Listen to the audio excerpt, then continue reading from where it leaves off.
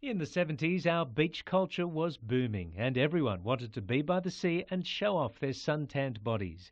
But as more people ventured into the surf, more needed rescuing, and the surf lifesaving movement invested in rescue helicopters along the coast.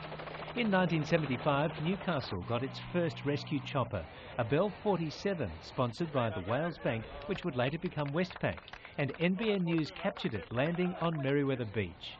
Officials popped the bubbly and christened the new machine. Lord Mayor Joy Cummings was there to celebrate the occasion.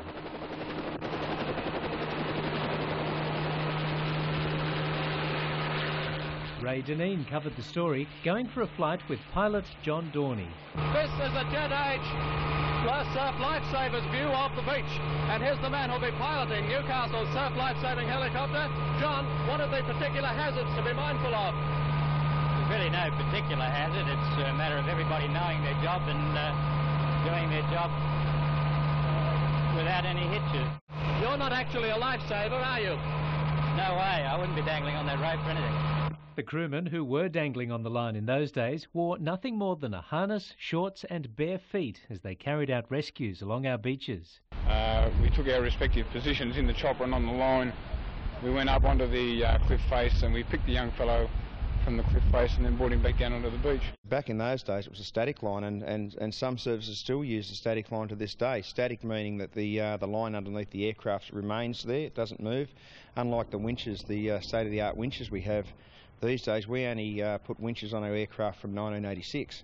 During the 90s, NBN recorded the work of the Westpac rescue helicopter crews in Glenn Cook's award-winning documentaries Angel One and Angels of Mercy.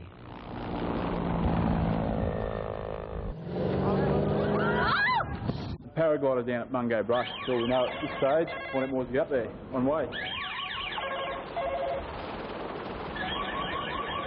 Newcastle, Westpac 1. We've departed base with paramedics on board for a position half a kilometre south of Mungo Brush.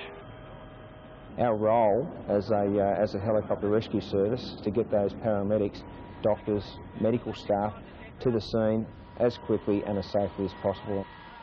The relief when I heard them say the helicopter's coming, and the pain that I was in, and the excruciating pain that was coming out of broken ribs, 4 broken ribs, you know, I felt now that I was okay now and there was no more problems, and I'd be in hospital in a few minutes and safe. This job's a call up to pick up a lady with premature labour. She's only 30 weeks pregnant, which means it's far too early for the baby to come along.